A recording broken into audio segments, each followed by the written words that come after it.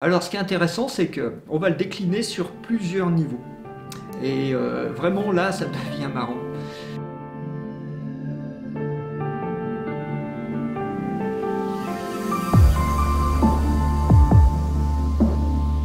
Eh bien bonjour, aujourd'hui je vous parle des porteurs sains.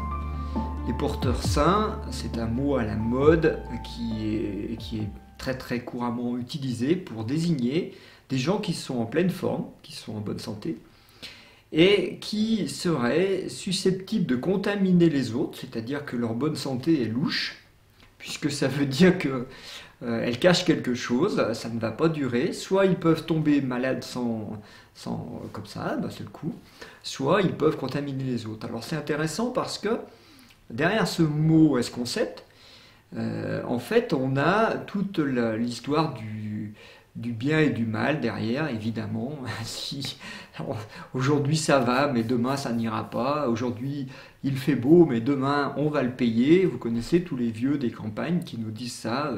Noël au balcon, Pâques au tison.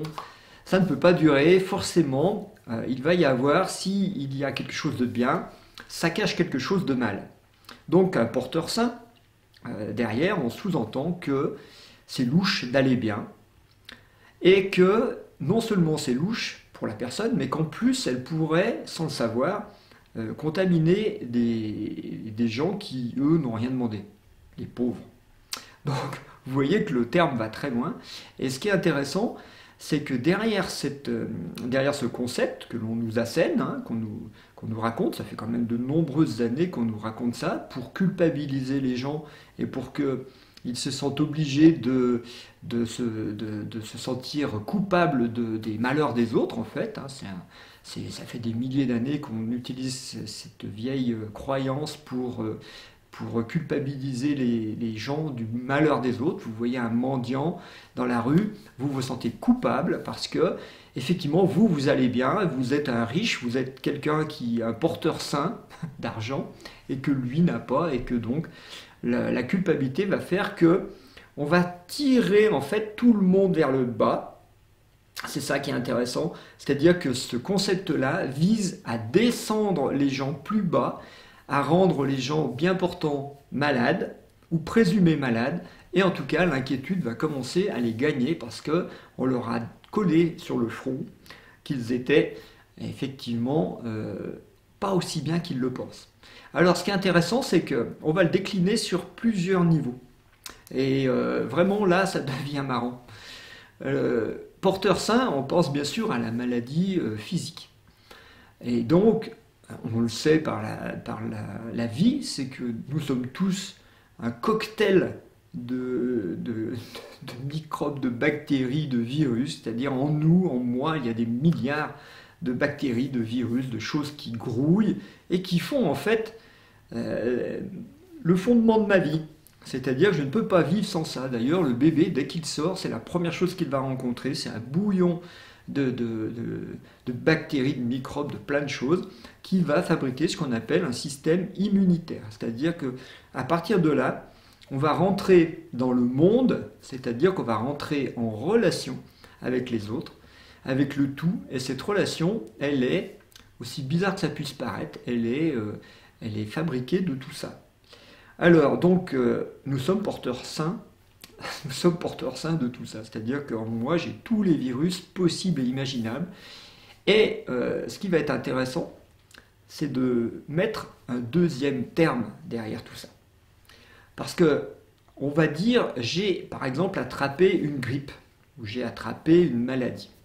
Ça veut dire que j'ai pris un virus qui passait dans l'air, hop, je l'ai attrapé. Et c'est la croyance première, c'est que les choses ennemies sont dehors, et à l'intérieur, moi, je suis pur, mais un virus peut entrer, je l'ai attrapé, j'ai ouvert la fenêtre, il est rentré. Voilà. D'où le port du masque et de tous ces trucs-là. Et ce qui est intéressant, c'est qu'il y a un deuxième terme en français qu'on va utiliser en médecine. On va dire la personne a développé une maladie. Ah, alors là, c'est intéressant parce que ce n'est plus attraper une maladie, mais c'est la développer, c'est-à-dire elle est à l'intérieur, le virus est déjà à l'intérieur, le microbe aussi, tout est déjà à l'intérieur de mon corps, mais il y a une partie de moi qui choisit de développer cette maladie. Et bien sûr, là, on va rentrer sur la notion de terrain, c'est-à-dire que mon terrain, à un moment, est disharmonieux pour X raisons. Quand j'ai une mauvaise hygiène de vie, physique, émotionnelle, mentale, effectivement, je suis plus amené à développer des maladies. Donc si je les développe, ça veut dire qu'elles étaient dedans. Et que, quelque part, je suis allé provoquer ce déséquilibre. Donc la maladie vient là pour me dire « Attention, là tu fais fausse route ». Donc si vous choisissez la version 1, ben, protégez-vous, mettez plein de choses, hein, ben, surtout vos orifices, les oreilles, les yeux, le nez, la bouche, tout ce que vous voulez. Il n'y a rien qui doit rentrer. Et puis de l'autre côté, si vous choisissez une version yin, ben, vivez normalement et puis travaillez sur l'interne, c'est-à-dire de dire je n'ai pas à développer quoi que ce soit, je suis en plein développement de ma bonne santé. Bon, ça c'est l'aspect physique. Alors moi ce qui m'intéresse c'est d'aller voir plus loin comme d'habitude, parce que si vous appliquez ce concept de porteur sain à la tête, c'est-à-dire à l'aspect mental. En ce moment, et c'est un peu le credo qu'on a déjà développé, en ce moment, on a l'impression d'assister à une maladie mentale mondiale. Ça sera le thème de mes prochaines vidéos parce que vraiment, il faut qu'on aille voir ça.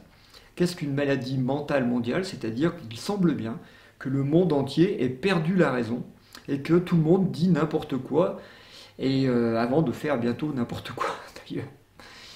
Est-ce que nous sommes porteurs sains de maladies mentales?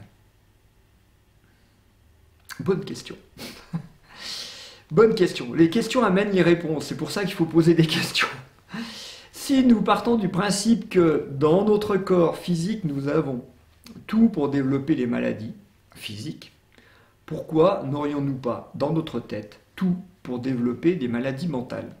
Est-ce que nous ne serions pas tous porteurs sains de parano, de mégalo, de schizo, etc., etc. Est-ce que nous n'aurions pas tous ces maladies mentales dans notre cerveau? Eh bien si. Nous avons tous ces graines mentales en nous. Et en ce moment, ces graines mentales sont complètement libres, mais complètement folles d'ailleurs, parce qu'elles sont alimentées en permanence par des informations qui viennent d'on ne sait où, qui ne sont pas vérifiables, mais que l'on fait rentrer dans notre tête par les écrans des ordinateurs, des téléphones portables, des télévisions, par les radios, par tout ça. Et en fait, nous sommes en train, nous, la race humaine, nous sommes en train de fabriquer de toutes pièces les conditions d'une maladie mentale collective. Nous sommes tous porteurs sains, en fait, de ces graines de maladie mentale que nous sommes tous en train de développer allègrement, sans voir les conséquences que cela va avoir sur le corps. Parce que bien sûr, si la tête va mal, le corps un jour va aller mal aussi. On fait attention à notre hygiène physique, on fait attention à notre hygiène émotionnelle, mais on ne fait pas très attention à notre hygiène mentale, parce que l'humain n'a pas pris conscience que nous étions porteurs sains de maladies mentales. C'est très très intéressant d'aller voir ça, et je vous invite donc à suivre la prochaine vidéo, parce que vraiment, il y a quelque chose à aller explorer à l'intérieur de chacun.